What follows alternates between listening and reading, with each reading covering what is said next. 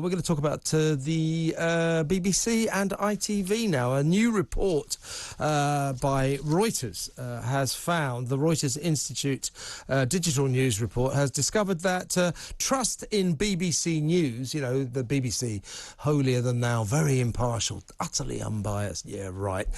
Trust in that has fallen 20 percentage points in the last 5 years. 75% of the British population trusted the BBC to be impartial and unbiased 5 years ago. That's down to 55% and falling. And frankly, apocryphally, I would say it's a lot lower than that. I never find anyone who doesn't think the BBC's utterly biased. Meanwhile, over on ITV, Robert Peston, their political editor, is under fire for his blatantly biased tweets against Boris and the Tories. This guy tweets about how awful Boris is and how awful Priti Patel is and how awful the Tories are all the time. So where is the impartiality in that? Why don't we have impartial journalism on television anymore? As I said earlier, I don't mind journalists being biased, pursuing their own agenda, as long as they're honest about it. But these people are not. They pretend they're unbiased, but they're not. Let's talk to former advisor to Boris Johnson's campaign to be elected as Mayor of London, Conservative Peer Lord Jonathan Marland. Good afternoon, Jonathan.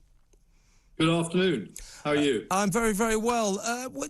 Just as an aside, I'm off to Rwanda on Sunday, where I shall be with the Prime Minister and the Foreign Secretary, which will be interesting for the Commonwealth Heads of Government meeting. So we'll see, apropos your previous piece, what the reaction is firsthand. Yeah, we've got to get that policy off the ground, if I can put it that way. And I think you'll agree with me, Jonathan, that a lot of people around this country are immensely frustrated. This is a policy of the sovereign British government. This is what our elected government decided to do, and it turns out it's got nothing to do with them. It's to do with some guy in Strasbourg on the end of a phone.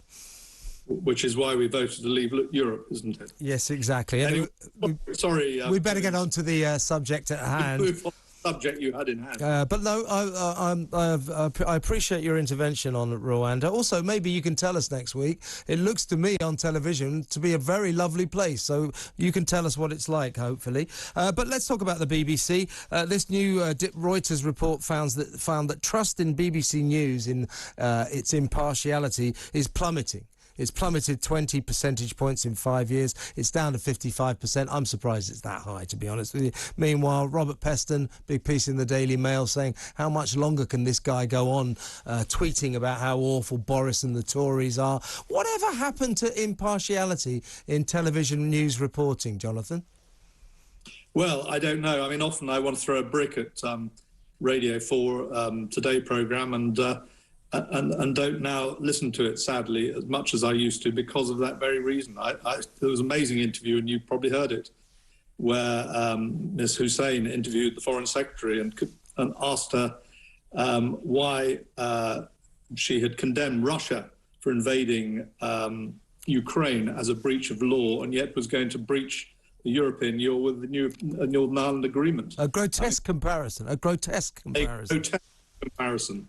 And I thought how amazing it was the Foreign Secretary just didn't put the microphone down and say, seriously, I can't be bothered with this anymore. That's a good idea. That's why she's a Foreign Secretary and I'm not.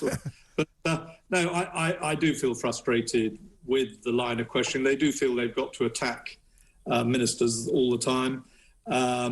I don't think it's fair or rational. As for Robert Peston, the man I've known for 30 or 40 years, who I like very much as a person, but he's always been a strong Labour supporter, as was his father, Morris, who was an excellent fellow, sadly not with us anymore. And of course, Robert has suffered with the loss of his wife, so I have great sympathy for him in that regard. I mean, I wouldn't go on Robert's show for that very reason. And I think, in truth, people don't watch it for that very reason. It is hardly shooting the lights out in terms of viewer audiences. But he is an excellent journalist. He's entitled to his view. It isn't impartial. I think I agree with that. But I like him personally, and know if I was to go on that show, what I'd be in for. Yeah, I mean, you know, I agree. Sorry, carry on.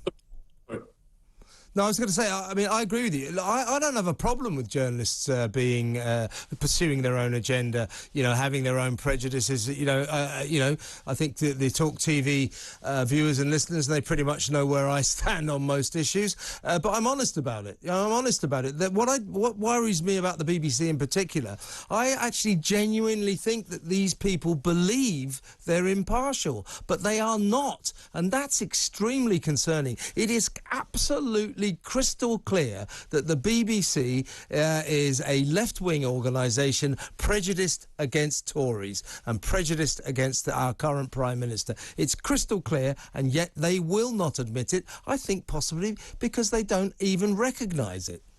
Well, they've had great problems getting the Prime Minister on their programme for that very reason. I mean, he shares your views entirely, and as long as they carry on like that, they're not going to attract the people who they generally want to interview. They have great difficulty getting cabinet ministers now, as you can tell, listening to the Today programme. So I think people are kind of voting with their feet.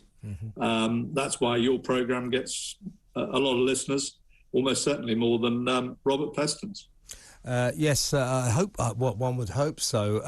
What can be done about this, though? The BBC, as I say, I think it's blind to its own prejudices, which represents a huge problem because you can't tell people to solve a problem that they don't recognise exists, but it does exist. What can we do to try to make the state broadcaster that we pay for impartial? Well, I think we have to put pressure on. When I heard the interview I just referenced with the Foreign Secretary, I sent an email to the top of BBC to tell them I thought it was absolutely disgraceful. And I think we've just got to continue to do that. There is an acknowledgement by the senior figures in the BBC that they are institutionally biased towards Labour and the Liberal Democrats. And we just have to keep putting pressure on them and making sure that they're held to account, as you are doing now, which is excellent. Why don't they, privately, there's always a range of opinions about among any group of people, but as we've always known about the BBC, it's groupthink. Why doesn't the BBC ever hire anyone who's a conservative, who's right-wing? It's only ever Guardian readers. Well, I think they do have some conservative, probably some conservative voters, but they try and hide keep it quiet about it, don't they? Yes. But at least we've got you and fighting the good fight on behalf of reason and value. Well, we do our best, Jonathan. Enjoy Rwanda, and perhaps we could have a talk next week. You can let us know what that place is like. Good to talk to you. Thank you very much for your time. That's Lord Jonathan Marland, Conservative peer, former advisor to Boris Johnson.